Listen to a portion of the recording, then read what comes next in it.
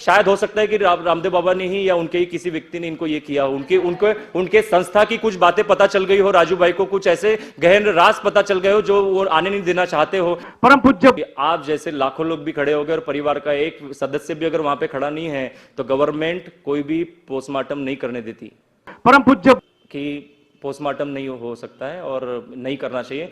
परम पूज्य या शायद कुछ पोस्टमार्टम निकलती तो शायद स्वाभिमान बंद हो जाता, इस डर से नहीं किया। परम पूज्य निरंजन भाई जी भी आया कि मदन भाई आप समझ जाइए, आप इस चीज का विरोध मत कीजिए, स्वामी जी ने जो निर्णय लिया है वो बहुत सोचकर लिया है। परम पूज्य परम पूज्य परम पूज्य बाबा स्वामी बामदेव बाबा रामदेव महाराज की। श्रीमान मदन डूबे, डूबे तो नहीं बोलूँगा तुझे, लेकिन तू डूबा हुआ ही है, क्योंकि तेरे लिए जो शब्द ये निकल रहे हैं, मुझे इसकी शुरुआत जो है वो तूने ही की है। तो जिन लोगों को इस वीडियो का विषय पता नहीं है, मैं उन लोगों को ये जानकारी दे देता हूँ कि ये विषय है किस बारे में। हुआ ये था कि 2 अक्टूबर के आंदोलन के लिए हमने एक पर्चा छपवाया था जिसमें वैक्सीन विरोधी की पूरी डिटेल्स हमने दी थी, वो मैं आपको अभी दिखा देता हूँ इस वीडियो में भी। उस वैक्सीन के विरोधी के पर्चे पर हमने राजीव भाई का फ़ोटो नहीं छापा। सबको ये पता है कि मेरा जो भी कार्य होता है वो राजीव भाई को समर्पित होता है, लेकिन फिर भी सेवाग्राम की जो संस्था है जिसका एक ट्रस्टी है ये मदन डूबे, ये मदन डूबे ने जो है ये प्रश्न उठाया कि इस पर राजीव भाई का फ़ोटो होना चाहिए। इन लोगों ने इसको विषय को इस तरफ मोड़ दिया कि हम लोग राजीव भाई से ज़्यादा अपने आप को बड़ा मानने लगे हैं और हमारे अंदर अहंकारवश हम राजीव भाई की फ़ोटो को उसमें, क्योंकि जो विचार राजीव भाई से प्रेरित है उसकी फ़ोटो क्यों नहीं लगाई जा रही। इन मूर्खों को इतना भी नहीं पता है कि ज़रूरी नहीं कि हमें सबूत देना पड़े बार बार कि ये सब जो हो रहा है वो राजीव भाई के कारण हो रहा है। सबूत उनको दिया जाता है, या जिसे कहें कि याद उसे किया जाता है जब हम जिसे हम भूल गए हों। यदि हम भूले ही नहीं उस व्यक्ति को बार बार याद करने की ज़रूरत नहीं पड़ती। तो राजीव भाई को कभी हम ना भूल सकते हैं ना भूलेंगे, क्योंकि ये तुम्हारे संस्था की सब बात नहीं है। राजीव भाई ने व्यक्तिगत रूप से मेरे जीवन में बहुत बड़ा प्रभाव डाला है, जिसकी वजह से मेरे जीवन को नई दिशा मिली है। तो तुम लोग मुझे मत बताओ कि राजीव भाई की फ़ोटो छाप कर या ना छाप कर जो है वो मैं कोई अपने आप को बड़ा साबित करना चाह रहा हूँ। किसी रणनीति के तहत तुम मूर्खों को समझ में नहीं आएगा। तो हमारी रणनीतियाँ केवल और केवल पैसा कमाने के हिसाब से होती हैं। कोई आंदोलन को ढंग से तुमने चलाया होता तो 10 साल में जो आज सेवाग्राम और राजीव भाई के कार्य की हालत तुमने कर दी है ना, उससे बहुत कई गुना बढ़िया हम काम कर सकते थे। लेकिन तुम लोगों ने कभी केवल और केवल पैसा और अपनी विचारधारा जो संकीर्णता से भरी हुई है, जो मैनिपुलेशन से भरी हुई है, जो एक दूसरे को धोखा देने वाली भरी हुई है, उसके कारण तुम लोग ना खुद कुछ कर पाए, ना कोई और करता है तो उसको तुम करने देते हो। इनका क्योंकि कल बहुत एक घटिया क्वालिटी की जो है, एक घटिया दर्जे की या बहुत निकृष्ट किस्म की जो है टिप्पणी इस मदन डूबे ने करी। तो जिस शैली में इसने मुझे तंज मारा उससे मुझे समझ में आ गया कि ये वो ढपली वाली बात पे रिप्लाई कर रहा है। और तो मैं इस बहाने ये मौका मुझे अच्छा मिल गया कि इसने एक बात कही कि सेवाग्राम के कारण जो है वो दुकान हमारी चली। तो पहली बात तो मैं दुकानदार हूँ नहीं। जो भी सेवाग्राम के लिए हमने कुछ बेचने वगैरह का कार्य किया वो सब सेवाग्राम के लिए किया। नहीं तो हमें कोई ज़रूरत नहीं थी कि हम जाकर 9 दिन तक जो है वो पुस्तक मेले में जाकर खड़े रहें और अंत में तुम्हारे आरोप सहें। हमारे अंदर भावना थी राजीव भाई के प्रचार करने की। और शायद तुम लोगों को ये मैं अपनी प्रशंसा में नहीं कह रहा हूँ, लेकिन ये लोग तुम सिरे से नहीं झुठला सकते ये बात कि दिल्ली में 2011 में जब राजीव भाई को बहुत ही कम लोग जानते थे, तब हमने अपना जी जान, हमारी टीम ने अपना जी जान लगाकर दिल्ली में जो है वो प्रचार किया था। हमें पता है कि कितने हमने उसमें पापड़ बेले थे। तो तुम लोगों ने तो एक जो तुम्हारा ये प्रदीप दीक्षित है, जिसे तुम दीपू भाई बोलते हो, इसकी तो एक ही शैली है। जो तू प्रश्न पूछ रहा था ना मदन डुबे, वो प्रश्न तूने क्या पूछा था कि जिस भी व्यक्ति का तेरे को जो शैली है ना, मैं 3 साल 4 साल रहा हूँ तो इस प्रदीप दीक्षित की शैली मुझे अच्छे से पता है। जो ये प्रश्न पूछ रहे हैं ये उसी की शैली है कि एक सवाल पे अटक जाओ। जब तूने सवाल पूछा ना, मैं उसकी शैली को अच्छे से समझता हूँ। मैं प्रदीप दीक्षित की लहजे में बताऊँ कैसे। आपने क्या तूने क्या पूछा कि क्या जो भी व्यक्ति तुझसे प्रश्न पूछ रहा है तेरे कमेंट में, तेरे फेसबुक की पोस्ट पे, तू उससे क्या पूछ रहा है क्या आप राजीव दीक्षित की फोटो के बिना पर्चे को समर्थन देते हो? भैया रे, राजीव भाई के इस पर्चे को समर्थन देते हो? ये है शैली प्रदीप दीक्षित की। क्यों? तुम लोगों को विषय डाइवर्ट करना आता है कि एक प्रश्न पूछने लगो कि क्या आप समर्थन करते हो। समर्थन जो है राजीव भाई की फोटो लगने के बाद भी करेंगे और बिना लगे भी करेंगे, क्योंकि विचार राजीव भाई का है। ये तुम ये इस तरह से ना, ये जो टुच्चे तरीके से सवाल पूछते हो ना, ये तेरी शैली ना मदन डूबे, तेरे को खुद कुछ आता नहीं है। एक गवैया है तू और कुछ नहीं, उससे ज़्यादा। तेरी औकात बताऊँ क्या है? तूने 2011 में राजीव भाई की पहली पुण्यतिथि थी, याद है? था ना, तो उसमें पहली बार मिला मुझसे 2011 में। तूने क्या उससे 2000 राजीव भाई के देहांत के बाद एक जो संकल्प सभा हुई थी, जिसमें तो ढपली लेके बैठ के बात कर रहा था कि मैं आंदोलन कर रहा था राजीव भाई के पोस्टमार्टम के लिए, किसी ने कुछ बड़ा तू फोरेंसिक एनालिसिस कर रहा था उसका, बड़ा तू सीबीआई इंक्वायरी टाइप का तूने भाषण दिया था कि ऐसा हुआ, मैंने प्रदीप दीक्षित को बोला। तेरे पीछे प्रदीप दीक्षित, ये जो जिसकी तू आज तलवे चाट रहा है ना, वो पीछे तेरे बैठा हुआ था। तूने क्या बोला कि मैंने बोला प्रदीप दीक्षित को कि आप क्यों नहीं कर रहे हो पोस्टमार्टम। उस टाइम तो तूने वो जोश में बोल दिया, ठीक है? बहुत सारे लोग तुझे सुन रहे थे उस संकल्प सभा में, और तूने रामदेव के बारे में भी बहुत कुछ बोल दिया। मुझे याद है कि वो वीडियो मेरे पास बहुत पहले से था, लेकिन उसको किसी और ने वायरल किया, मैंने नहीं किया, किसी और ने किया, और तुझे दस्त लग गए थे। दस्त का मतलब, तुझे सेवाग्राम में, आज तो मुझे याद हो उस मीटिंग में जब वो वीडियो रिलीज़ हो गया था यूट्यूब पर, और सब लोग उसे पढ़कर तेरे को धमकियाँ आनी शुरू हो गई, कैसे तू आरोप लगा रहा है झूठा रामदेव पर और ये सब पे। हम लोग पहुंचे स्वामी जी के पास में, और हम लोगों ने जो बात की उन लोगों से, मतलब स्वामी जी से जो बात की, या शायद कुछ पोस्टमार्टम निकलती तो शायद स्वाभिमान बंद हो जाता, इस डर से नहीं किया। तो ऐसे अगर डर मन में पैदा हो तो मुझे नहीं लगता कि कोई चिंगारी इस देश में कभी पैदा होंगी और वो दावानल बनेंगी। कि हमारे शंका समाधान के लिए और देश के शंका समाधान के लिए हम आपके सब इसका पोस्टमार्टम हो जाए और सारा खुलासा हो जाए, हम लोग चाहते हैं, और ये देश के हित में है। नहीं तो आपके ऊपर भी कल उंगलियां उठेंगी। ये मैसेज सब लोगों ने सेंड किए, 50 लोगों ने रात को। तो स्वामी जी ने कहा कि देखो मदन, मैंने अपने सारे पॉइंट्स रखे कि ये हत्या हो सकती है, ये षड्यंत्र हो सकता है, और ये इसमें आपके ही साथी हो सकते हैं, क्योंकि आपने स्वाभिमान के इतने बड़े इसको उनके हाथ में दे दिया था, सचिव बना दिया था, तो आपके ही कुछ साथियों को इससे जेलसी हो सकती है कि मैसेज दिए जाते हैं, आपको लेटर में भी दिया जाता है कि पोस्टमार्टम होनी चाहिए, और सारा देश आपके ऊपर उंगली उठाएगा कि पोस्टमार्टम क्यों नहीं कर रहे हो। और आज से ये कई, और ये पूरे देश में ये बात है कि शायद हो सकता है कि रामदेव बाबा ने ही या उनके ही किसी व्यक्ति ने इनको ये किया, उनके संस्था की कुछ बातें पता चल गई हो, राजू भाई को कुछ ऐसे गहन राज पता चल गए हो जो वो आने नहीं देना चाहते हो, ऐसी भी बात हो सकती है। ये सारे इतने सारे क्वेश्चन से मैं बता रहा हूं कि, तो मैंने जब उनसे एक बात कही तो मुझे सीधा सा ये मिला कि पोस्टमार्टम नहीं हो सकता है और नहीं करना चाहिए। निरंजन भाई जी भी आया कि मदन भाई आप समझ जाइए, आप इस चीज का विरोध मत कीजिए, स्वामी जी ने जो निर्णय लिया है वो बहुत सोचकर लिया है। मुझे नहीं पता था कि वो किस सोच से लिया गया है। अगर आप एक व्यक्ति की बलिदानी चढ़ाकर अगर आंदोलन खड़ा करना चाहते हैं, राजू जी जैसे लाखों व्यक्ति की क्षमता रखने वाले व्यक्ति को अगर बलि चढ़ाकर उस सच को छुपाना चाहते हैं कि उन्होंने जो सोचकर लिया है, तो मुझे सोच बताइए, कभी नहीं बन सकता यह आंदोलन, कभी खड़ा नहीं हो सकता अगर कि राजू जी जैसे लोगों की बलिदानी चढ़ाकर वो बात को छुपा करके किस सोच को लेकर हम लोगों ने उस पोस्टमार्टम को नहीं होने दिया।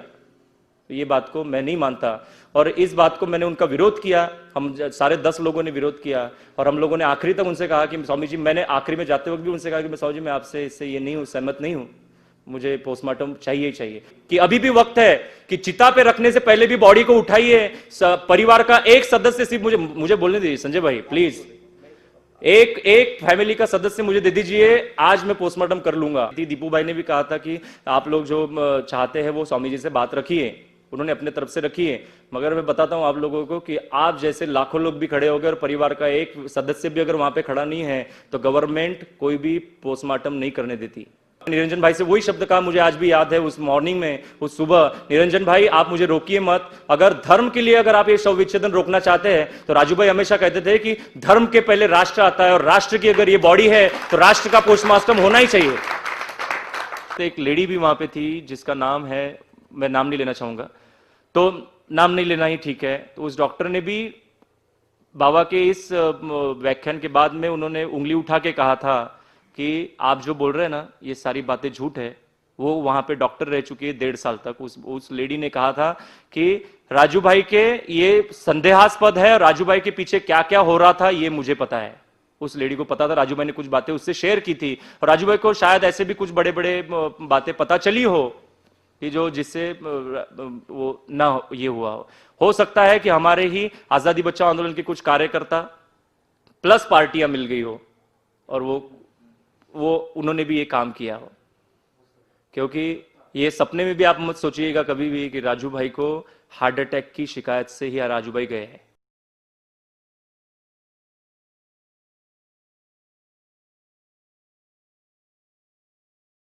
वंदे। और हम सब जब यहाँ पर आमंत्रित हुए बाबा जी की वाणी सुनने के लिए, तो मैं ये मंच पूरा सौंपता हूँ बाबा जी को। बोलो परम पूज्य बाबा स्वामी बाबा रामदेव महाराज की। बोलो परम पूज्य स्वामी बाबा रामदेव महाराज की। तो तूने क्या कहा था कि ये वीडियो हटवाना पड़ेगा, मैं FIR कर दूंगा, क्योंकि तुझे इतना डर लग गया था कि शायद अब मेरे खिलाफ जो है वो षड्यंत्र हो जाएगा, तेरी मार्केट खराब हो जाएगी। उसके बाद 2011 में राजीव भाई की पुण्यतिथि का जो पहला स्वदेशी मेला लगा, उस मेले में तूने एक CD लॉन्च करवाई। किसके हाथ से? रामदेव के हाथ से। लेकिन वही CD तूने कुछ दिन पहले राजीव भाई के पिताजी उनके हाथों से भी रिलीज़ करवाई थी। तो जो CD तूने एक बार जिन माता पिताजी के तू दुहाई देकर तू आज अपने YouTube पे सब्सक्राइबर बढ़ाने के चक्कर में है, उन माता पिता को हाथ से रिलीज़ की हुई CD से तेरा मन नहीं भरा और उसी CD को तूने फिर से रामदेव के हाथ से लॉन्च करवाया। ये तेरी बेशर्मी है। ये तुम लोग आज जिस ट्रस्टी मेंबर के बन गए हो ना, जिसके ट्रस्ट के वो जो प्रदीप दीक्षित चलाता है जिसको, तुम उसी की भाषा बोलोगे। क्यों? क्योंकि तेरी मार्केट उसके बिना कुछ है नहीं। 10 साल में हमने काम किया है। और तूने एक बात कही ना कि नहीं तो तू तो शादियों में फ़ोटो खींचता था, तो शादी में फ़ोटो खींचना कुछ गलत है क्या? अपनी जॉब छोड़ने के बाद तुम लोगों पे बोझ तो नहीं बना? कम से कम तेरी इस बात से ये तो प्रूव हो गया ना कि सेवाग्राम के भरोसे नहीं था मैं पैसों के मामले में। शादियों में फ़ोटोग्राफी करी, उससे अपना घर चलाया, स्वावलंबी जीवन जिया। तुम्हारे यहाँ पे 29-30 नवंबर को जब कार्यक्रम होता था ना, उस समय पे पीक सीज़न होता था वेडिंग्स का, तो तुम फ्लाइट से आता था तुम्हारे यहाँ पे काम करना। मुझे आज भी याद है, मेरी बेटी जिस साल पैदा हुई थी 2012 में, 27 अक्टूबर 2012 को मेरी बेटी का जन्म हुआ। उस जन्म के बाद जो है नवंबर में सेवाग्राम में 11 नवंबर की दिवाली थी, तो मैंने उस महीने में 3 चक्कर सेवाग्राम के लगाए थे। अपनी दूध मुही बच्ची को जो भी हुई है उसे छोड़कर ये भावना के तहत 3 बार सेवाग्राम के चक्कर लगाए मैंने। तुम्हें क्या लगता है ये तुम्हारे नौकर या तुमने नौकरी पे रखा हुआ था इसलिए किया क्या? नहीं, कि राजीव भाई का कार्यक्रम, राजीव भाई का जो स्वदेशी मेला वहाँ लग रहा है वो सफल बन जाए, उसके लिए। तो ये तुम मुझे मत बताओ कि तुम लोगों ने जो है, यदि राजीव भाई का तुम इतना तो ठेका लेके तुम बैठे हो कि कोई पर्चा छपेगा तो उस पर राजीव भाई का फ़ोटो होना चाहिए। और तेरी बेशर्मी की हद मदन डुबे इतनी है, क्योंकि ये तेरी और तेरे प्रदीप दीक्षित दोनों की बेशर्मी है इस मामले में, कि मैंने तुम लोगों की बात सुन के नहीं, मैंने सोचा चलो राजीव भाई के पर्चे को भी छपवा देते हैं फ़ोटो पे और दोनों वर्जन रिलीज़ कर देते हैं, जिसको जो छपवाना होगा वो छपवाएंगे, राजीव भाई के फ़ोटो के बिना या राजीव भाई के फ़ोटो के साथ। तूने उसका क्या मतलब लिया कि तेरे वीडियो के कारण, तेरे पोस्ट डालने के कारण मैं जो है वो उस पर राजीव भाई की फ़ोटो मैंने डाली? तू इतना इम्पॉर्टेंट नहीं है मेरी ज़िंदगी में कि तेरी बात सुन के मैं करूं। कुछ ऐसे लोगों ने मुझे सुझाव दिया कि बोलता 1-2 वर्जन रिलीज़ कर दो, कोई बात नहीं, जिसको जो छपवा के बांटना होगा बांटे। मैंने कहा ठीक है।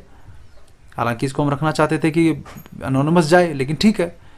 लेकिन फ़ोटो डालने या ना डालने का जो तुमने किस्सा खड़ा किया ना, इस बहाने जो तूने कल जो टुच्ची टिप्पणी करी, शादियों में फ़ोटो खींचना कोई छोटा काम नहीं है, समझा ना? ये तुझे अपनी फ़ोटोग्राफी का जो पैशन था, मुझे उससे प्रोफेशन अपना बनाकर नौकरी छोड़ने के बाद तुम लोगों से तो कुछ उम्मीद थी नहीं मुझे कभी, ना मैंने कभी आशा रखी। लेकिन आना जाना, सारे कार्यक्रम दिल्ली में करना, इतनी टीम संभालना, वो सब का खर्चा कहाँ से आता था? कहीं से तो आएगा ना। तो तुम लोग इस गलतफहमी में मत रहो। जो मैं काम कर रहा था मेरे लिए बहुत सम्मानजनक काम था। मैं उनको बहुत अच्छे से जानता हूं, उनके साथ मैंने काम किया है, क्योंकि वीरेंद्र भाई को और उनके एक मित्र को हमने 2011 में 8 लाख रुपए का साहित्य और सीडी दिया था। उस 8 लाख रुपए का साहित्य और सीडी को पूरा का पूरा बंटाधार कर दिया। एक पैसा भी हमको लौटा के नहीं दिया, एक पैसा भी हमको लौटा के नहीं दिया, और लॉस भी हमको दिखाया। 8 लाख रुपए हमारे डूबे हैं दिल्ली में। आप पूछ लीजिए उनसे, वो 8 लाख रुपए आज तक वापस नहीं आए हैं। तो इसीलिए तुम्हारी और तुम जो मुझ पे पैसों का आरोप लगाते हो ना मदन दुबे, इस वीडियो में जो है ना, मैं उस एक्सेल शीट का जो है वो स्क्रीनशॉट डाल रहा हूँ कि जिसमें तुम्हारे अकाउंट में पैसे जमा किया है, और नीचे उस स्क्रीनशॉट का मैं डाउनलोड का लिंक भी डालूंगा। मैं आप सबको ये कहता हूँ कि उस एक्सेल शीट का अंदर किस डेट को किस अकाउंट में कितना पैसा हमने सेवाग्राम के जब सीडी किताबें बेचकर हमने प्रदीप दीक्षित के अकाउंट में जमा करवाया, उस पूरे की डिटेल तिथि के साथ है, क्योंकि मैं हिसाब हमेशा रखता था। उस शीट को डाउनलोड करके इनसे सवाल पूछो कि यदि आज के बाद इन्होंने मेरे ऊपर गलती से भी यदि 8 लाख 7 लाख खाने का आरोप लगा दिया, तो मैं इनके संस्था का वो हाल करूँगा जो ये सोच नहीं सकते। क्योंकि मुझे बाकी सब काम तो छोड़ो, मैं कहता हूँ कि विदेशियों से तो बाद में लड़ेंगे, लेकिन जैसे टुच्चे लोगों के साथ लड़ने का मेरे अंदर बहुत हिम्मत है कि मैं लड़ सकता हूँ आराम से, और इनको अच्छे से पता है इस बात का। तो साथियों, ये जो अकाउंट में डिपॉजिट हुआ है उन सब की डिटेल मैं आज यहाँ फाइनली दे रहा हूँ सबको। तो अब देखिए कि ये सभी जो कैश जो दिया गया सेवाग्राम को, और जो हमने अकाउंट में ट्रांसफ़र किया, और डोनेशंस जो हैं, डोनेशन जो हमने दी हैं अकाउंट में, वो सारी जमा करने का रिकॉर्ड यहाँ पर मैंने 2012 से रखा हुआ है। तो इसमें जो ये हाईलाइट की हुई है, ये जिस तरह की, ये सारे ऐसे वो हैं जो अकाउंट में ट्रांसफ़र हुए हैं। ये प्रदीप दीक्षित यदि अपने अकाउंट में जो इनका एक्सिस बैंक या एसबीआई का जो अकाउंट था उसमें यदि देखेंगे तो ये इनको साफ साफ मिल जाएंगी ये एंट्रीज जो ये पीले रंग में हाईलाइट हुई है।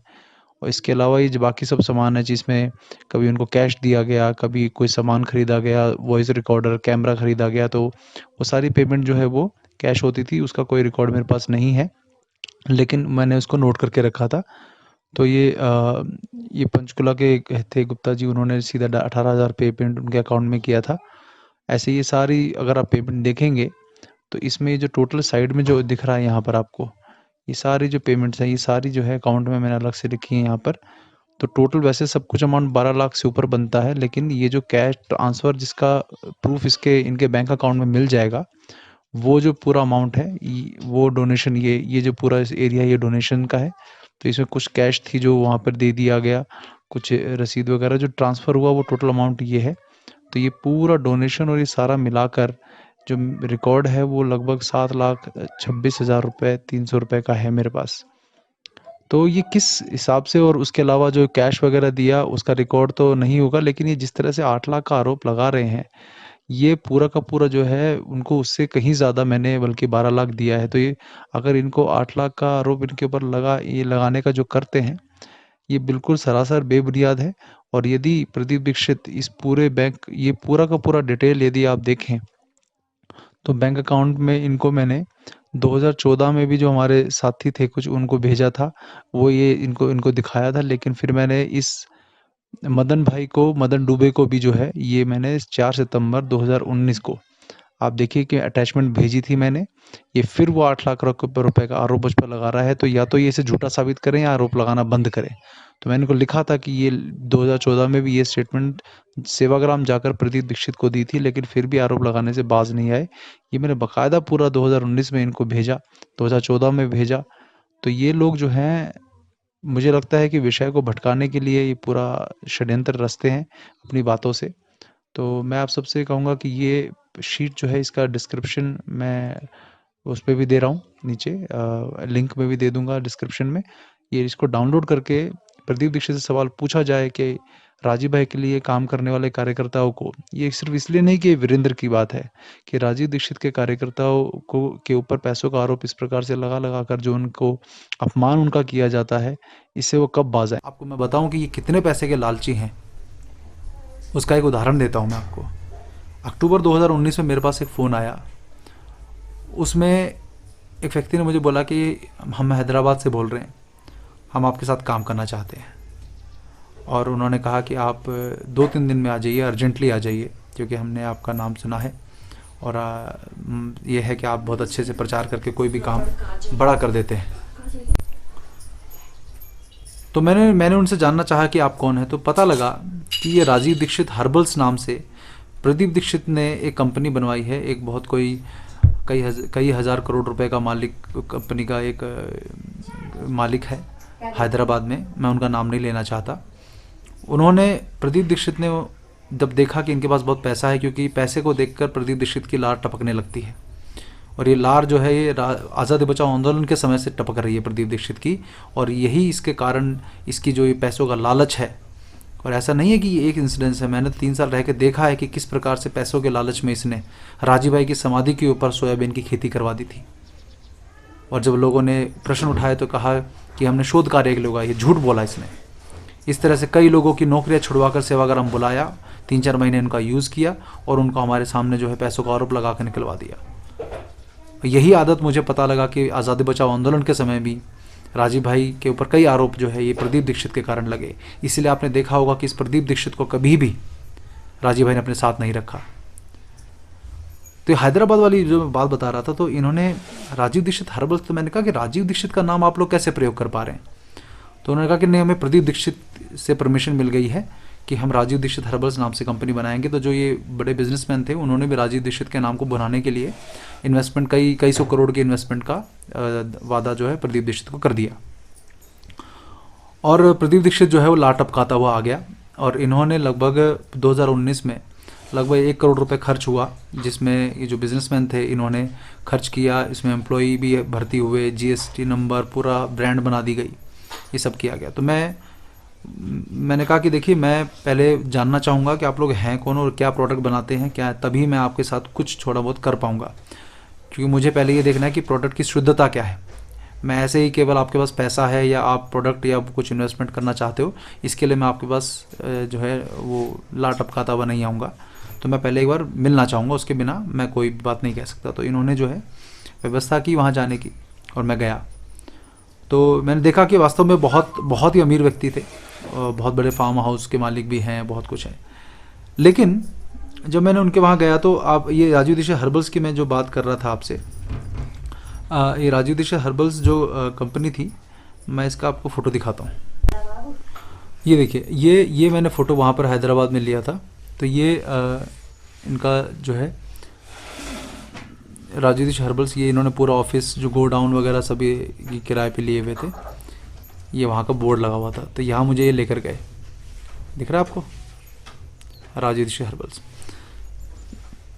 इसके बाद अब अगर यदि आप इसका और भी सबूत चाहते हैं, मैं आपको दिखाता हूँ। ये workindia.com जो वेबसाइट है, इस पर देखिए आप, इस पे जो है आपको दिखाकर कि राजीव दीक्षित, ये राजीव दीक्षित हर्बल्स जो है यहाँ पे लिखा हुआ है। देखिए, इसके लिए जॉब का डिस्क्रिप्शन है कि जॉब जो चाहिए इनको, केमिस्ट वगैरह कुछ हायर करना था। तो ये इन्होंने 20 से 30 हज़ार रुपये सैलरी लेनी थी। तो ये पूरा जो है वर्क इंडिया पर राजीव दीक्षित हर्बल सर्च करेंगे तो आ जाएगा ये। इसके अलावा ये इंडिया मार्ट पे भी राजीव दीक्षित हर्बल्स के नाम से इन्होंने पूरे प्रोडक्ट्स, देखिए आप क्या क्या लिखा हुआ है, herbal aloe vera juice, Ayurvedic Ashwini powder, FMCG food products, herbal आंवला जूस, ग्रॉसरी एफएमसीजी प्रोडक्ट्स, जो भी रामदेव सब बनाते हैं वो सारे प्रोडक्ट ये हैं। तो ये रामदेव के कंपटीशन में आना चाहते थे राजीव दीक्षित के नाम से। ये देखिए पूरा का पूरा ये पूरा इंडिया मार्ट पे डिस्क्रिप्शन है। इसका जीएसटी नंबर भी आपको, जो मैंने अभी फोटोग्राफ पहले दिखाया, उसमें आप इनका जीएसटी नंबर भी देख सकते हो। अब ये लोग जो हैं, इन्होंने राजीव दीक्षित हर्बल्स के नाम से जो है कंपनी बना ली प्रदीप दीक्षित की परमिशन से। बाकायदा एम्प्लॉय भी हायर किए गए, कई हज़ार रुपये मैनेजर्स वगैरह सब हायर किए गए, वेयर हाउस बना लिया गया, कंपनी बनाई गई। सब कुछ किया गया। उसके बाद जो है इन्होंने, जब मैं वहाँ गया तो मैंने उनको कहा कि मुझे आप प्रोडक्ट्स दिखाइए कि आप बना क्या रहे हैं, क्योंकि इन्होंने मुझे ऑफ़र किया कि हम आपको जो है हैदराबाद में आप शिफ्ट हो जाइएगा, हम आपको सारी सुविधाएं देंगे, यहाँ पर रहने का और आने जाने का सब कुछ व्यवस्था आपकी यहाँ करेंगे, पूरे परिवार की व्यवस्था यहाँ कर देंगे। तो मैंने कहा नहीं, मुझे पहले प्रोडक्ट्स दिखाइए, मैं ये सब सुविधाएं देखकर ना मैंने कभी सोचा है कि काम करना है, मैं पहले प्रोडक्ट्स देखूंगा। तो इन्होंने मुझे पहला प्रोडक्ट मेरे हाथ में पकड़ाया, जिसके बाद मैंने इनको, मेरा मन वहीं पे ख़राब हो गया, वो था टूथपेस्ट का। तो इन्होंने राजीव दीक्षित की फ़ोटो छापकर राजीव दीक्षित हर्बल्स नाम से टूथपेस्ट जो है वो मेरे हाथ में पकड़ाया। तो मैंने कहा ये तो राजीव भाई के विचारों के विरुद्ध है। तो उन्होंने कहा नहीं नहीं, काम जब करना होता है तो ये सब प्रदीप दीक्षित ने ही हमें कहा है कि ये सब बनना चाहिए, जो रामदेव बना रहे वो सब बनना चाहिए। तो जब इतने करोड़, कई सौ करोड़ की इन्वेस्टमेंट जब हाथ में होती है तो इन्होंने सोचा होगा कि जब रामदेव के कंपटीशन में एक तरह से आना है या रामदेव की तरह प्रोडक्ट बनाने हैं तो कुछ करोड़ रुपए छाप लेंगे, उसके बाद राजनीतिक पार्टी बना के उसमें नेता बन जाएंगे।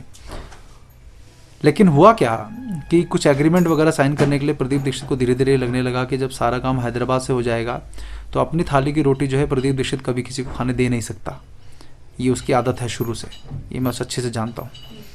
तो उस व्यक्ति ने क्या करा, इनको कई 1 करोड़ रुपए के लगभग खर्च हो गए सब व्यवस्थाओं में, और एग्रीमेंट पे को रिव्यू करने के नाम पे, एग्रीमेंट को अच्छे से पढ़ने के नाम पे ये गया और वहाँ से इसने मना कर दिया कि नहीं, मैं आपके साथ काम नहीं करना चाहूँगा, मैं सेवाग्राम से ही काम करना चाहता हूँ। तो इन लोगों का मन बहुत खट्टा हो गया, ये दुनिया भर की गालियाँ प्रदीप दीक्षित को निकाल रहे हैं।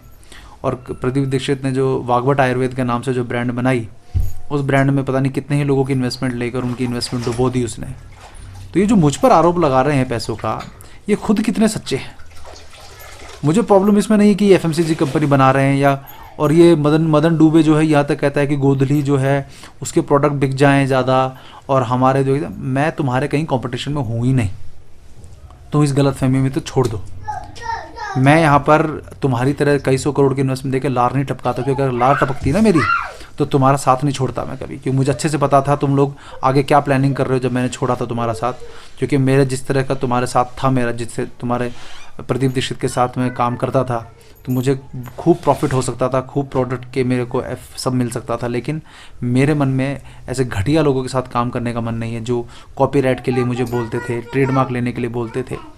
क्योंकि मैंने उनका नहीं दिया साथ तो उन्होंने मुझ पर आरोप लगाना शुरू किया, क्योंकि मेरे जैसा व्यक्ति इन जैसे लोगों के साथ ज़्यादा दिन नहीं टिक सकता यदि इस तरह के आरोप लगेंगे। तो घटियापन देखो इनका, कि राजीव भाई ने जिन चीज़ों का विरोध किया, टूथपेस्ट का विरोध किया, कभी रामदेव के दंत कांति वगैरह का भी प्रचार नहीं किया, वो उसका खुद का सगा भाई राजीव दीक्षित हर्बल्स नाम की कंपनी बना के जो क्या बना रहा है, टूथपेस्ट बना रहा है और सारी चीज़ें बनाता जो रामदेव बना रहे हैं। अब सोचिए कि इसकी सोच क्या है कि ये राजीव दीक्षित का सगा भाई होकर ये वही सब उत्पाद बनाने के लिए, क्या राजीव भाई के विचारों को जिंदा करने के लिए। आज ये जो संकल्प यात्रा की बात करते हैं, ये संकल्प यात्रा में कौन लोग शामिल होंगे जिनको इनकी वो चाहिए, डिस्ट्रीब्यूटरशिप चाहिए। वही लोग साथ देंगे जो जिनको इनकी डिस्ट्रीब्यूटरशिप चाहिए, व्यापारी टाइप के लोग जुड़ेंगे इनके साथ। और व्यापारी टाइप के लोग कभी क्रांति नहीं करते, क्योंकि स्वाभिमानी लोग जो हैं वो कभी इनके साथ जुड़ेंगे नहीं। तो ये संकल्प यात्रा और कुछ नहीं है। राजीव भाई के माता पिता को दुनिया भर में एग्जीबिशन की तरह प्रस्तुत करके ये लोग सहानुभूति लूट कर ये अपनी ब्रांड बढ़ाने के चक्कर में रहेंगे, अपने प्रोडक्ट को ये बढ़ाने के चक्कर में रहते हैं और कुछ नहीं है। ये प्रदीप दीक्षित मैंने देखा है कि अपने माता पिता का बिल्कुल सम्मान नहीं करता, मैंने देखा है इसको। नास्तिक व्यक्ति है, यज्ञ में बैठेगा भी तो दिखाने के लिए। अपने माता पिता के बारे में ये जो बोलता था मुझे अच्छे से पता है, मैं रहा हूँ इसके साथ दिन रात। तो ये कोई बहुत अच्छा व्यक्ति नहीं है। तो उस व्यक्ति के साथ रह रहा है तू मदन डुबे, तो तुझसे मैं सकारात्मकता की उम्मीद कर कैसे सकता हूँ। मेरे कुछ जो है समर्थकों को तू कहता है कि अपने गुरु को, तुझे पता है उन लोगों को मैंने आज तक कुछ दिया नहीं, वो केवल और केवल मेरी भावना को देख के मेरे साथ हैं। तुम लोगों को वजह से, तुम्हारे हिसाब से तो वो उन लोगों को सबको चूस के फेंक देते हो तुम लोग, यूज़ करके फेंक देते हो तुम लोग। राजीव भाई के विचारों को सुनकर कोई व्यक्ति सेवाग्राम पहुंच जाता है तो दिल तोड़ देते हो तुम, उसका मनोबल तोड़ देते हो, टुकड़े टुकड़े कर देते हो उसका। कोई मुझे कहता है ना कि सेवाग्राम जाना है तो मैं उसे कहता हूँ चले जाना, कुछ उम्मीद मत करना। और जब मैंने पिछले साल 2019 मार्च में ट्रेडमार्क का विरोध के ऊपर वीडियो बनाने शुरू किए, तो इनके वहाँ एक काम करता था एक भाई, उसका नाम था अनुज पांडे। वो अनुज पांडे जो है वो वीडियो बनाकर वो मेरे विरुद्ध जो है, प्रदीप दीक्षित की प्रेरणा से मेरे विरुद्ध जो है कि ये, क्योंकि प्रदीप दीक्षित ने मेरे बारे में इसको बहुत कुछ उल्टा सीधा बताया होगा कि ये वीरेंद्र ऐसा था वैसा था, तो बेचारा अनुज पांडे भी क्या करे। अनुज पांडे भी बेचारा उस भावना में आके, जैसे हम भी कभी प्रदीप दीक्षित के लिए भावना थी हमारे मन में कि हाँ प्रदीप दीक्षित तो सच बोल रहे होंगे भाई, प्रदीप भाई सच बोल रहे होंगे, तो अनुज पांडे ने जो है खुद भी स्वयं व्यक्तिगत रूप से मेरे ऊपर आरोप लगाने शुरू कर दी, जो प्रदीप दीक्षित ने उसको सिखाया। तो मैंने अनुज पांडे को यही कहा था, मैं कहा अनुज, मैं तेरी गलती नहीं मानता, क्योंकि तेरी जो भावना थी वो वहाँ पर रहने वाले जो 6-6 महीने साल भर जो व्यक्ति रहता है और फिर वहाँ से लात मार के निकाल दिया जाता है, वो सब जो है जब तक वहाँ होते हैं, जब तक उनकी यही भाषा होती है, हमारी भी कभी यही थी। तो मैं तुझसे 1-2 साल बाद बात करूँगा कि तू जो अभी कह रहा है ना, तुझे रिग्रेट होगा कि तूने ऐसा कहा। और मुझे याद है कि लगभग इसके 1 साल के अंदर अंदर ही मेरे पास अनुज पांडे का एक बार फ़ोन आया, उसने बोला वीरेंद्र भाई आप जो कह रहे थे बिल्कुल ठीक कह रहे थे, उन्होंने मेरे साथ भी वही किया जो आपके साथ किया। जी, अनुज पांडे बोल रहा हूँ। वीरेंद्र भाई बोल रहे हैं ना? हाँ हाँ, बहुत दिनों के बाद पहली बार आपसे बात हो रही है, पहचान रहे हैं कि नहीं? अनुज पांडे हम मिले नहीं हैं, लेकिन हमारी थोड़ी सी पहले दुश्मनी थी, लेकिन अभी मैं सोचता हूँ दोस्ती हो जाए तो अच्छी है। दुश्मनी? हाँ, सेवाग्राम में मैं था। ओ अनुज पांडे, अच्छा। दुश्मनी का नाम क्यों देते हो यार? दुश्मनी का को मतलब क्या, आपका हमारे को ज्यादा थोड़ा बट रही है यार? जी, ना आपकी हमारी को ज्यादा थोड़ा बट रही है, दुश्मनी किस बात की है यार? कोई दुश्मनी नहीं है यार। विचारधारा मतभेद होते हैं और कुछ नहीं होते। जो चीजें नई नई होती है ना, तो थोड़ा सा समझ में कम आता है। नया नया हमारा भी था, तो हमने उस चीज को उतने तरीके से समझा नहीं था, लेकिन थोड़ा सा धीरे धीरे समय के साथ हमें उस चीजों का समझ में आया। जैसे आप इतने सारे लोगों से आप भिड़े उनके चक्कर में ना, ऐसे हम लोगों ने बहुत लोगों से लड़ाई की प्रदीप दीक्षित को समझ के कि भाई वो बहुत अच्छा व्यक्ति है। फिर अंत में हमको ये लगा कि यार हमने इतने सारे लोगों से दुश्मनी मोल ली, इतने सारे लोगों से लड़ाई की, और अंत में ये व्यक्ति हमें जूते मार गया। नहीं, बस वही सेम। हाँ, तो मतलब वो उसकी परफेक्शन है ना प्रदीप दीक्षित की, वो इतना परफेक्ट है इस मामले में कि वो इससे ये मतलब जो हम सोचते हैं पक्का वो करता है, वैसे ही करता है। नहीं, थोड़ा सा हमें दुख इस बात का हुआ कि जो चीजें उन्होंने हमसे कही स्टार्टिंग में, उस बात पे वो खुद नहीं चल पाए। जिस चीज के लिए हम इतना त्याग दे रहे हैं, राजीव भाई के विचारों के लिए कर रहे हैं, वैसा तो कुछ काम हो नहीं रहा है यहाँ पे। हाँ, नहीं, वो तो होता है ना, धीरे धीरे समझ में आती है। फिर हमें आपकी बात याद आई कि वीरेंद्र भाई ने ऐसा ऐसा बोला था। फिर हमें खुद में ऐसा गिल्ट फील हुआ कि यार हमने वीरेंद्र भाई को गलत बोल के कुछ गलत तो नहीं कर दिया, वीरेंद्र भाई को ऐसा गलत बोला। उन्होंने भी मुझे थोड़े दिनों बाद मुझे लगने लगा कि यह जो मैं गलत जो है ये लोग हैं, ये आप अनुज पांडे से स्वयं कन्फर्म कर सकते हैं। वो भी ये बड़ा अच्छा काम कर रहा है। अनुज पांडे अभी किताबों वगैरह काफ़ी सारी चीज़ों का काम कर रहा है। लेकिन बात यह है कि एक व्यक्ति गलत हो सकता है, वीरेंद्र गलत हो सकता है, अनुज पांडे गलत हो सकता है, लेकिन सभी गलत नहीं हो सकते। जितने भी लोग सेवाग्राम गए या छोड़ कर आए, उन सब की भावना आप पूछ लीजिएगा सेवाग्राम के बारे में क्या है। तो मैं कहता हूँ इनको अधिकार क्या है कि किसी पर्चे पर राजीव भाई का फ़ोटो छप रहा है नहीं छप रहा है, उसमें राजीव भाई की फ़ोटो छपवाने का ठेका इन्होंने ले रखा है क्या? ये लोगों को मुझे याद है 2011 में जिन समर्थकों को तुम लोग नीचा दिखाने के चक्कर में रहते हो, ये वही जैसे आपका ध्रुव सानी है या उसके बाद बहुत सारे लोग आए, जिन लोगों ने, जब तुम लोगों को फेसबुक से यूट्यूब का पता भी नहीं था, तब इन लोगों ने फेसबुक और यूट्यूब से राजीव भाई का प्रचार कर करके आज तुम जो है ये जो राजीव दीक्षित मेमोरियल ट्रस्ट वगैरह बना के बैठे हो, इन सब ट्रस्ट का जो पूरा आधार तभी बन पाया जब इन लोगों ने प्रचार किया। तुम्हारी आज्ञा से नहीं, तुम्हारी परमिशन से नहीं, अपनी भावना की वजह से। और तुम लोगों ने उनको क्या दिया? ट्रेडमार्क। तो पहले तो तुम फोटो पे ट्रेडमार्क लेते हो, फिर फोटो को लगाने के लिए गुहार करते हो। तो मतलब ये है कि तुम ही उसके मालिक हो गए हो कि तुम कहोगे तो लगानी पड़ेगी, तुम कहो तो हटानी पड़ेगी। तो ये तो मैं बर्दाश्त नहीं करूँगा। तो एक बात ध्यान रखना कि मैं खून से भी क्षत्रिय हूँ और स्वभाव से भी क्षत्रिय हूँ, अन्याय बर्दाश्त करूँगा नहीं। इसीलिए आज के बाद मैं वार्निंग दे रहा हूँ मदन डुबे, तेरे मुंह से या तेरे उस आका के मुंह से, प्रदीप दीक्षित के मुंह से, यदि मेरे विरुद्ध पैसों के आरोप का एक भी वीडियो, एक भी शब्द निकल गया ना, मैं तुम्हारी संस्था को, तो मैं, मेरा कुछ हो या हो ना हो, तुम्हारी संस्था को मैं ख़त्म करवा दूंगा। ऐसा दावा तुम्हारा कोर्ट केस करूंगा तुम्हारे पर मानहानि का कि तुम लोग पानी मांगोगे, पानी नहीं मिलेगा। ध्यान रखना, मैं कोई महात्मा आदमी नहीं हूँ। मैं विनम्रता से बात ज़रूर करता हूँ, वीडियोस बनाता हूँ, सब कुछ करता हूँ, लेकिन जब मैं अपनी वाली पे करने पे आऊँगा ना, मैं कोई शिष्टाचार कुछ नहीं देखूँगा, क्योंकि मैं एक बार दो बार बर्दाश्त कर सकता हूँ, बार बार नहीं। तो तुम जैसे लोग जो राजीव भाई के विचारों की हत्या खुद करने में लगे हो, उनके माता पिता को दुनिया भर के सामने एग्जीबिशन के तौर पे घुमा घुमा कर सहानुभूति लूटना चाहते हो। अरे तेरा यूट्यूब चैनल 2012 से है, तू 2-3 हज़ार सब्सक्राइबर लेकर, तेरे पास और कोई विषय नहीं? तूने वैक्सीन विरोधी का लोगो भी जो है वो अपने हिसाब से डिज़ाइन करके, तुझे वैक्सीन के बारे में पता क्या है तुझे? हैं? तुझे कुछ पता भी है?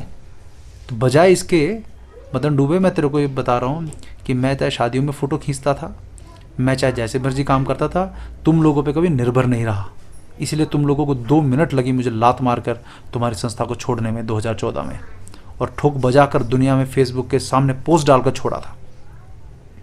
और तुम्हारे प्रदीप दीक्षित की आखिरी बार जब मेरी उससे बात हुई, उस दिन का ऑडियो भी मेरे पास है, मैंने उसको क्या क्या कहा था। तो इसीलिए मुझसे तुम पंगा ना लो, ज़्यादा अच्छा है। अपना काम करता रहे। तेरे को यूट्यूब के सब्सक्राइबर बढ़ाने हैं तो उनको, लोगों को ज्ञान दे। तेरे पास केवल और केवल राजीव भाई के जो बैकग्राउंड है, कम से कम उसके थोड़ा न्याय कर। इसलिए मैं तुझे अच्छे से समझा रहा हूँ मदन डूबे, ध्यान रखना इस बात का। मेरा जो होगा होगा, मुझे फ़र्क नहीं पड़ता, लेकिन तेरी पीछे तेरे प्रदीप दीक्षित की संस्था है, तो दोबारा ये प्रदीप दीक्षित की शैली में दोबारा प्रश्न पूछेगा ना, तो ऐसे और भी कई खुलासे करूँगा जिसमें तेरे और तेरे प्रदीप दीक्षित दोनों के पसीने आ जाएंगे। ध्यान रखना इस बात का, क्योंकि मेरे पास बहुत मैटर है। मैं सिर्फ इसलिए नहीं उजागर करता कि मैं अपनी ऊर्जा फालतू में खर्च नहीं करना चाहता, लेकिन जितने मैंने सबूत अभी दिए हैं ना, ये भी पर्याप्त है ये दिखाने के लिए कि तुम कितने घटिया और थर्ड क्लास दर्जे के लोग हो, कि जो खुद पैसे के लिए राजीव भाई के नाम पे एक कंपनी बनाकर तुम वो उत्पाद बेचना चाहते हो, पैसों के लिए करोड़ों रुपए कमाना चाहते हो, जिनको कभी राजीव भाई अगर जिंदा होते, जीवित होते, तो तुम्हारी हिम्मत नहीं होती उन प्रोडक्ट्स को कभी बनाने की, क्या राजीव भाई के सामने पूछने की भी कि क्या हम इन्वेस्टमेंट में ये प्रोडक्ट बना सकते हैं क्या? अरे राजीव भाई को अगर ये सब प्रोडक्ट बेचने पे आ जाते ना, तो रामदेव वगैरह कहीं नहीं होते। और मुझे तो ये लगता है तुम्हारी जो कंपनी डूबी ना, इसके पीछे भी मुझे षड्यंत्र लगता है कि तुमने बहुत सारे लोगों के, इन्वेस्टर्स के पैसे जो डुबोए। वागुट आयुर्वेद का देखता हूँ कोई एडवर्ट नहीं आता ना, तो मुझे तो लगता है तुमने किसी से पैसे लेकर जो है इस कंपनी को डुबोया है, जिससे कि ये कंपटीशन ज़्यादा ना खड़ा हो जाए। तो ये तेरे प्रदीप दीक्षित ने कुछ पैसे लेकर इसको डुबा दिया है। तो जितने भी इन्वेस्टर्स आप सब लोग हो, इस प्रदीप दीक्षित से प्रश्न पूछो, कहाँ है हमारा पैसा? क्योंकि ये कुछ करोड़ रुपए बनाकर आज़ाद बचाओ आंदोलन के समय से इसकी आदत है। तो ध्यान रखना, मधुमक्खी के छत्ते को छेड़ोगे ना, बचोगे नहीं। इसलिए दोबारा मुझ पर आरोप मत लगाना, क्योंकि मेरे पास तुम्हारे हर बात का सबूत है। और जिन जिन लोगों को तुमने सताया है ना, उन सब के साथ बैठ के वीडियो अगर डालने लग गया ना मैं, तो तुम लोगों को कहीं तुम्हारी संकल्प यात्रा के लिए तुम्हारे को फूल माला यानी जूतों के हार मिलने वाले हैं। ध्यान रखना, तुम्हारी पूरी संकल्प यात्रा बर्बाद हो जाएगी, क्योंकि मुझे पता तुम्हारी ये संकल्प यात्रा नहीं है, तुम्हारी प्रोडक्ट बेचने की संकल्प यात्रा है और कुछ नहीं है। राजीव भाई के अस्थियों को तुमने ड्रामा बना दिया है। पूरे देश में तुम अस्थियों को प्रभावित नहीं करके उस अस्थियों के, उसके अंदर अस्थियां तुमने रखी हैं नहीं रखी हैं वो छोड़ दो, लेकिन अगर उसमें अस्थियां हैं तो तुम तो अपमान कर रहे हो उसका, पूरे देश में घुमाने लग रहे हो तुम उसको, है? क्या राजीव भाई की अस्थियों के बिना तुम्हारे साथ को जुड़ेगा नहीं क्या? ये वही प्रदीप दीक्षित है। मुझे याद है 2012 में जब इसका पहला फेसबुक अकाउंट मैंने बनाया ना, क्या बोलता है मुझे ये कि वीरेंद्र भाई थोड़ा राजीव भाई की मृत्यु के ऊपर कोई पोस्ट डालो। मैं कहा मतलब समझा नहीं मैं। कहती थोड़ी बातचीत होगी ना तो थोड़ा सा ऑडियंस बढ़ेगी हमारी। मैं कहा भैया ऑडियंस बढ़ाने के लिए ना आपको राजीव भाई की मृत्यु पे ज़बरदस्ती ये न्यूज़ चैनल वाली बहस शुरू करवाने की ज़रूरत नहीं है कि लोग कमेंटबाजी करेंगे कैसे मरे कैसे नहीं मरे। मैं आपको भैया थोड़ा सा सोचना चाहिए कि ऐसे विषय को ज़बरदस्ती उछाल कर आप टीआरपी बटोरना चाहते हो, आप फेसबुक पे ऑडियंस बढ़ाना चाहते हो। मैं अच्छे विचार डालो, अच्छी क्रांति वाले काम डालो तो लोग अपने आप जुड़ेंगे तुमसे। तो मैंने तो नहीं किया। तो ये प्रदीप दीक्षित की सोच है घटिया और थर्ड क्लास क्वालिटी की। तो इसीलिए साथियों मैं आपको एक बात बोल देता हूँ कि यदि आपको मेरी कोई भी बात झूठ लगती है, जाके सेवाग्राम जाइए, वहाँ बात करिए, रहिए, सेवा दीजिए, आपको अच्छे से पता लग जाएगा कि वहाँ की असलियत क्या है। और पुराने लोग जितने भी, उनसे बात करके देख लीजिएगा, आपको सबकी असलियत पता लग जाएगी। तो मैं आज के बाद पर्चा, चाहे मैं राजीव भाई की फ़ोटो के साथ छापूँ, बिना छापूँ, ये वो सोचते हैं कि उत्पाद के कारण मैं कर रहा हूँ, तो मेरे उत्पाद तुम्हारे से लाख गुना शुद्ध हैं। बहुत छोटी मात्रा में रखते हैं हम, लेकिन लाख गुना शुद्ध हैं, एक बूंद केमिकल का नहीं प्रयोग करते। तो इसीलिए तुम्हारे उत्पाद मेरे उत्पाद का तो कोई कंपटीशन नहीं है, चिंता मत करो इस बात का, ठीक है ना। इसलिए ना मुझे पैसे की भूख है, न थी, क्योंकि मेरे लिए पैसा भी महत्वपूर्ण है, केवल पैसा ही महत्वपूर्ण नहीं है। तो तुम लोग को मैं इससे ज़्यादा कुछ कहना नहीं चाहता मदन डुबे, इसलिए अभी मैं तेरे से आखिरी बार ये बोल रहा हूँ, क्योंकि ये जिस तरह की बातें, आरोप प्रत्यारोप ये हो रहे हैं ना, इसलिए मुझसे तो बहुत कोई महात्मा गिरी की उम्मीद करना मत, क्योंकि मैं हूँ नहीं। तो पर्चा तो ऐसे ही बटेगा।